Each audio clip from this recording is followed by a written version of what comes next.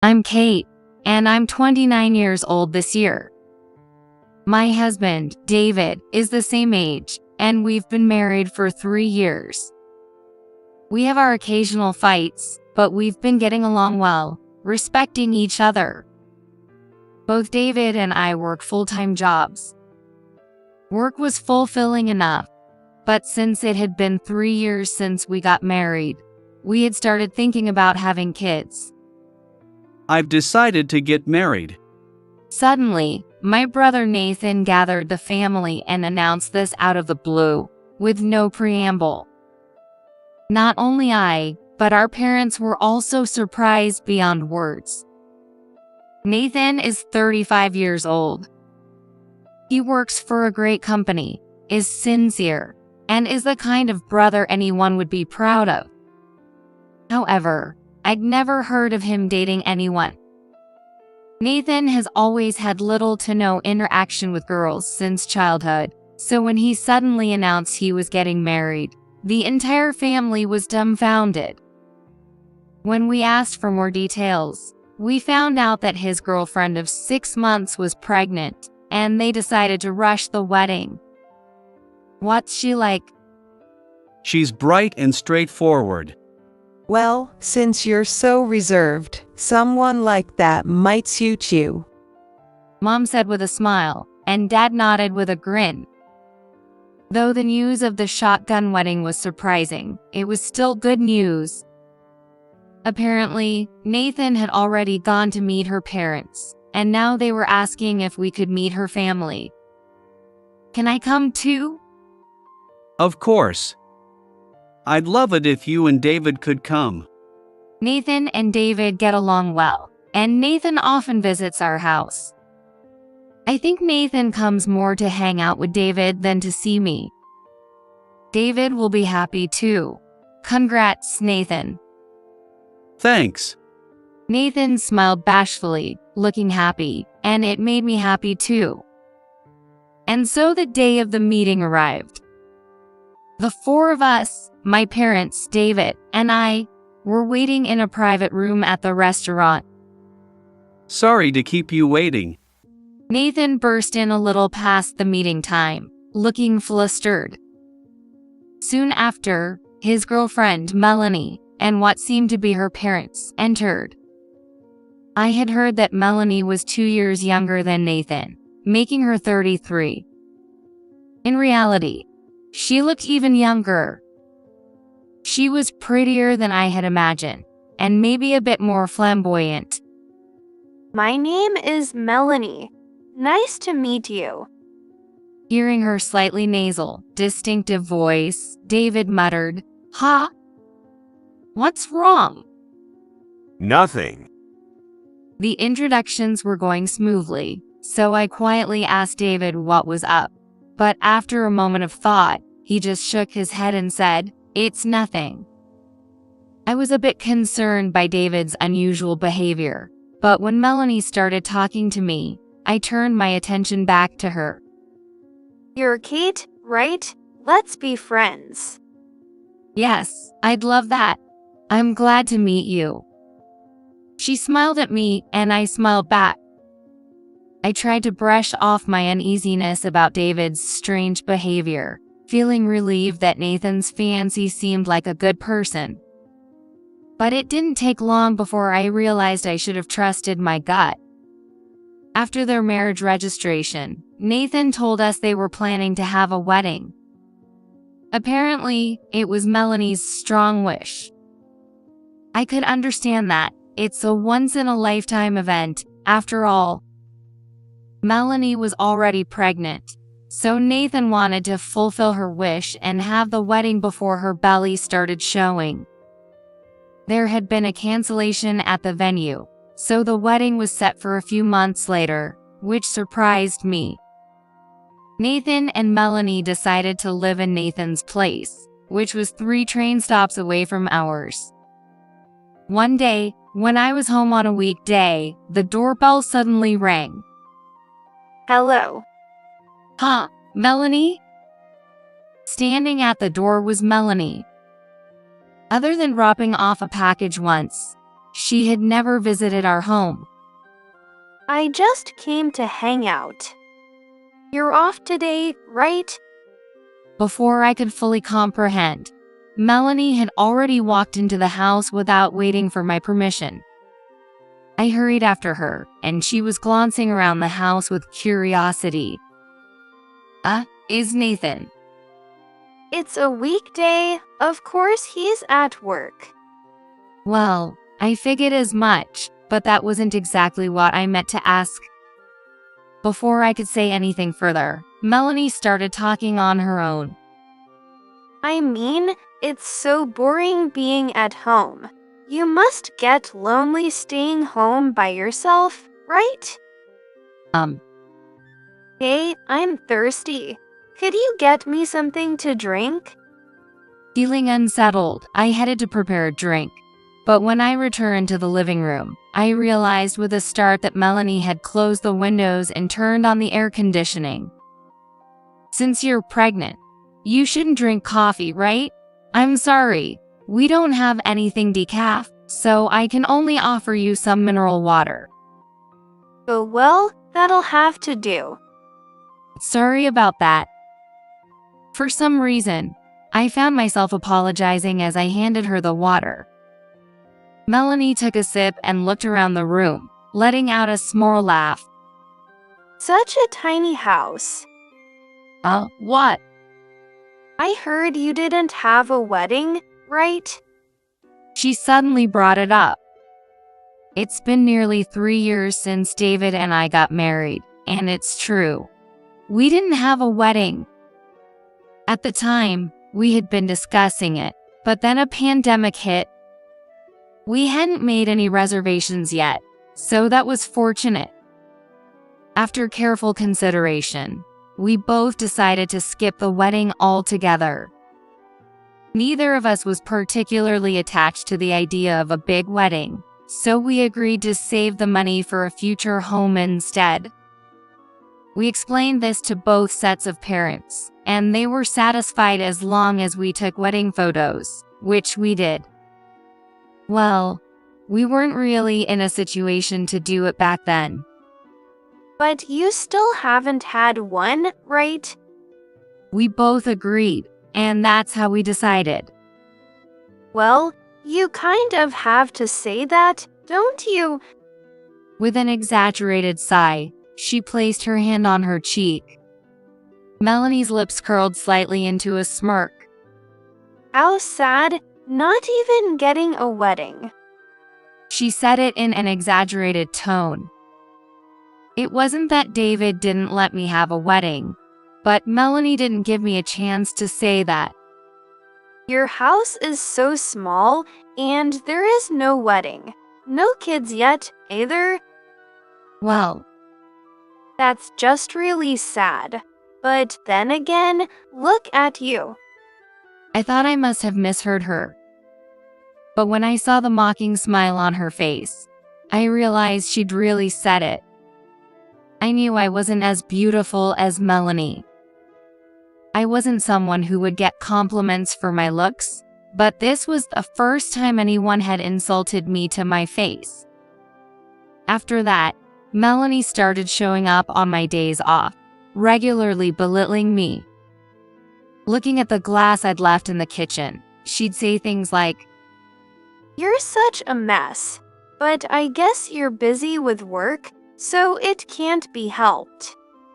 If I stayed makeup-free on my day off, she'd add, "Even on your days off, shouldn't you wear some makeup?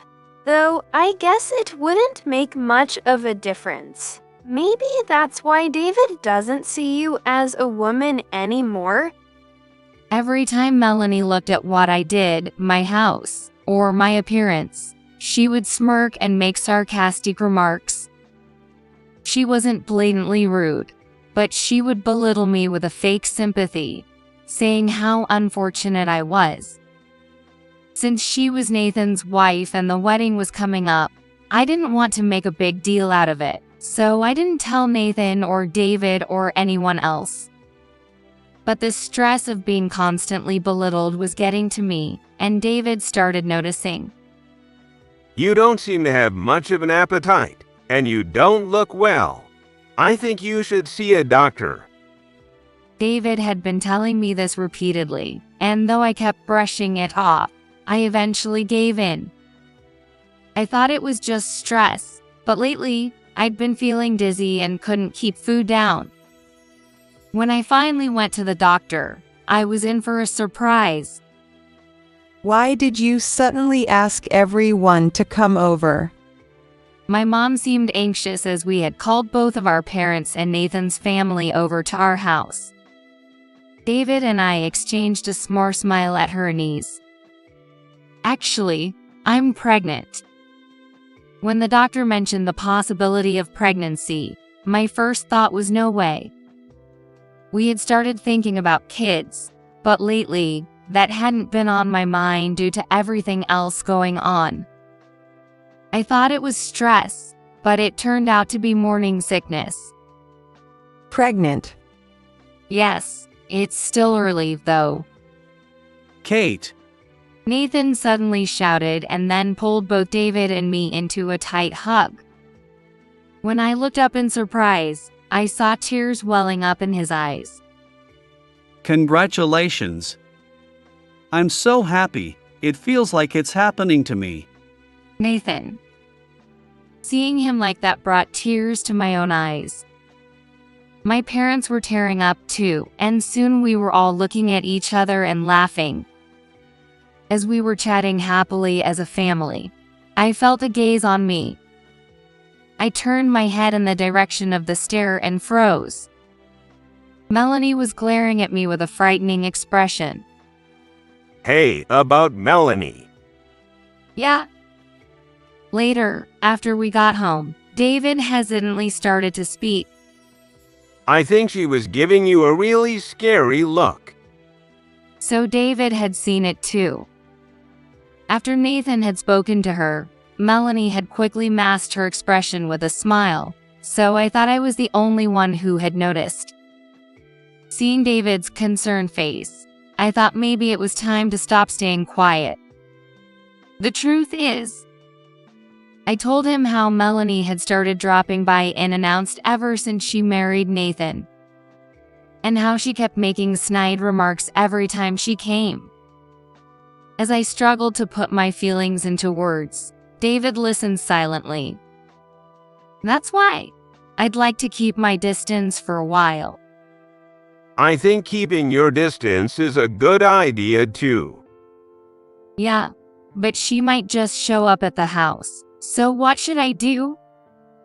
Why don't you stay at your parents' place for a while? Go back to my parents. Yeah, with the morning sickness. You're not feeling great anyway. You can still commute to work from there, right? Hearing all this, I'd feel better if you were with your parents for now. Hearing David say that made me feel relieved.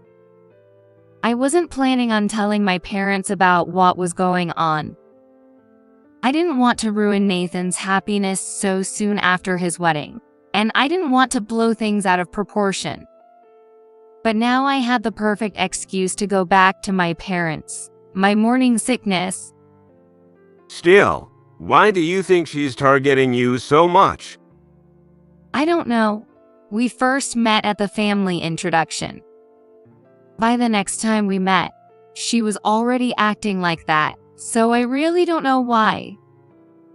I think I've seen her somewhere before. What? Where?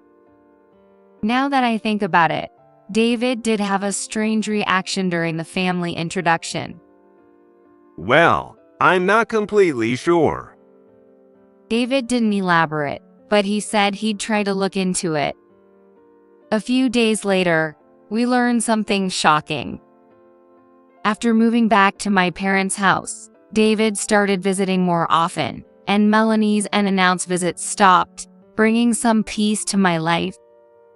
My morning sickness had also started to ease by the time Nathan and Melanie's wedding day came, which arrived without any incidents. After my parents left early to get to the venue, David and I were finishing up at home when Melanie called. Oh, have you already gotten ready? Yes, we're just about to leave.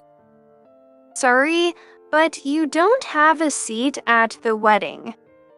What? My family and friends are coming today, and it'd be embarrassing for them to think someone like you is family. So, don't come to the wedding. What? You might try to dress up, but with your looks, there's only so much you can do, right? Melanie laughed on the other end of the line.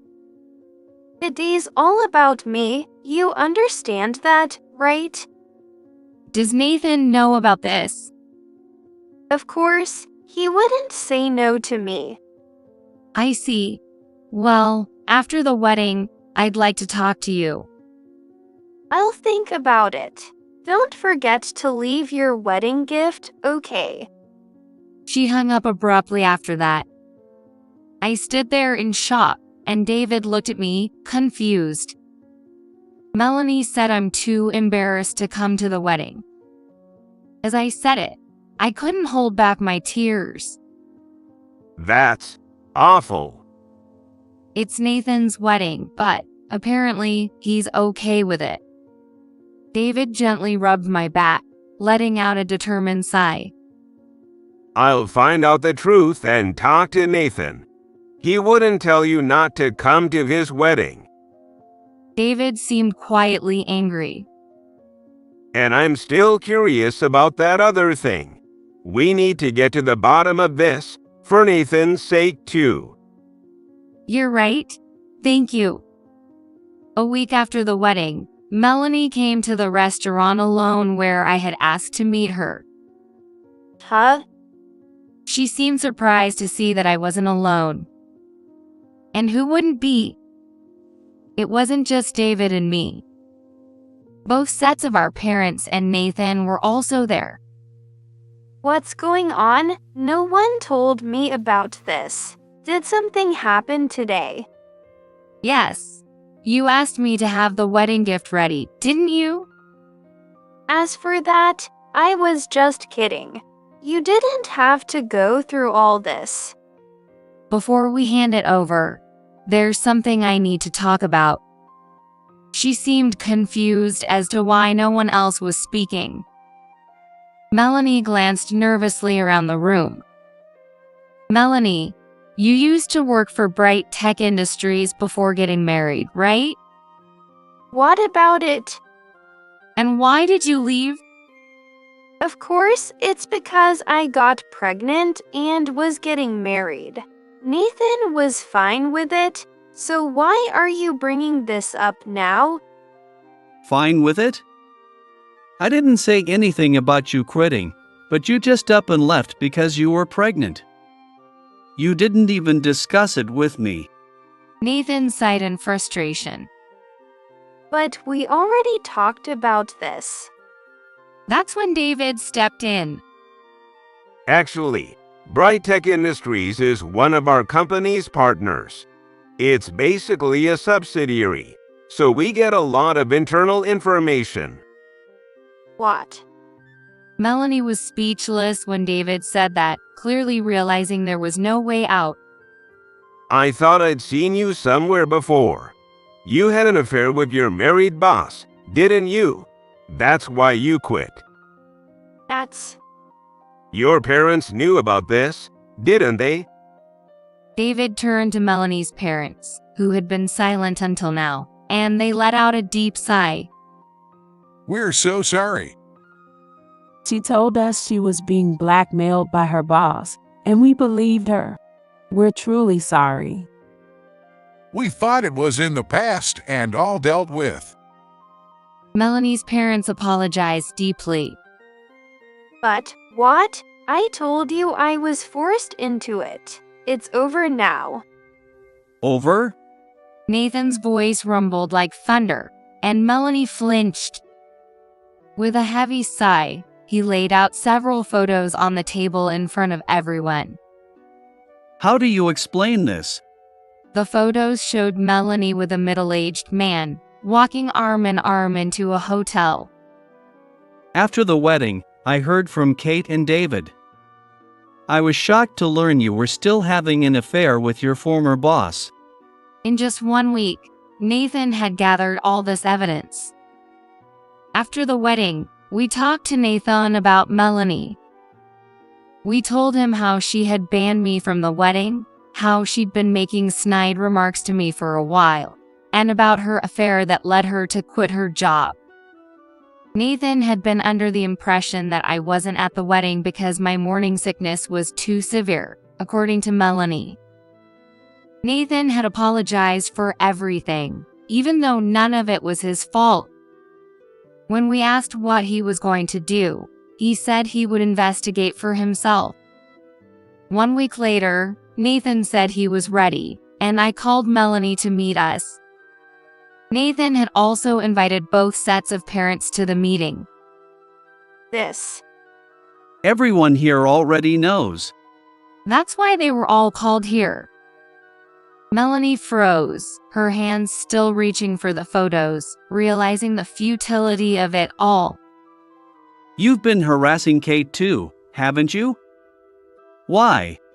Melanie scowled and muttered under her breath. I don't know. She's way uglier than me, but seemed so happy. It pissed me off. Her family gets along great, and now she's pregnant too. I was supposed to be the star. So that's why you didn't want her at the wedding? Obviously. It was my big day, and it wouldn't make sense for anyone else to be congratulated. As if this was the most natural thing in the world, Melanie said it so matter-of-factly, leaving everyone shaking their heads in disbelief. I'm filing for divorce. No, You think you still have a say in this? I am pregnant. How are you going to take responsibility? Melanie stood up and placed her hands protectively over her stomach, shouting, If the baby's really mine, I'll still pay child support after the divorce if it's mine. In the end, Nathan and Melanie divorced. Although Melanie put up a fight, it was clear she was at fault, and the case didn't even go to trial. When Nathan's lawyer threatened to pursue a high settlement if it went to court, Melanie settled for a small amount of compensation. After the baby was born, they did a DNA test, and it turned out the child wasn't Nathan's. I figured. Nathan said, looking a bit pained. Since the baby was born within 300 days of the divorce, legally, the child was considered Nathan's. It was a hassle, but they had to go through the legal process to deny paternity. Though with the DNA results, there wasn't much to worry about. Apparently, Melanie continued her relationship with her former boss even after everything, and his wife found out again and sued her for damages. This was the second time she'd been caught, once when she quit her job and again now that they had divorced. The first time, Melanie's parents paid the settlement for her, but after this, it seemed they had finally disowned her. For some reason, Melanie kept reaching out to Nathan, begging him for help, and Nathan told us about it, sounding exhausted. About a year after everything had happened, I received a call. Hello. What are you doing? Melanie's shrill voice rang in my ears.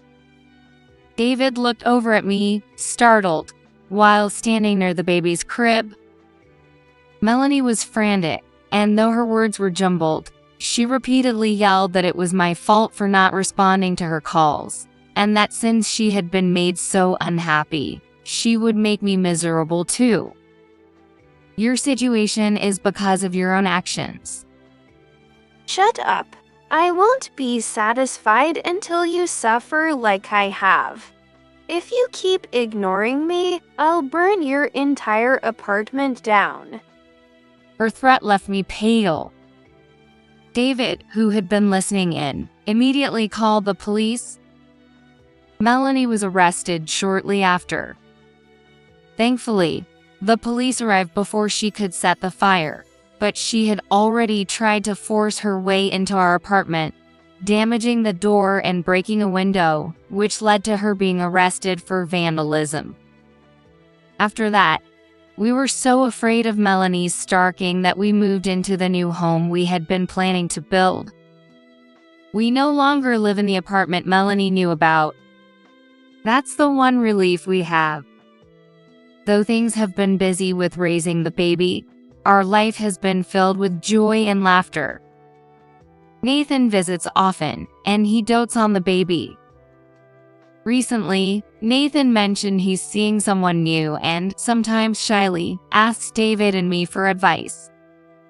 Next time, let us meet her before you decide to marry, okay? I teased him lightly, and Nathan gave a sheepish smile and replied, I'm counting on you.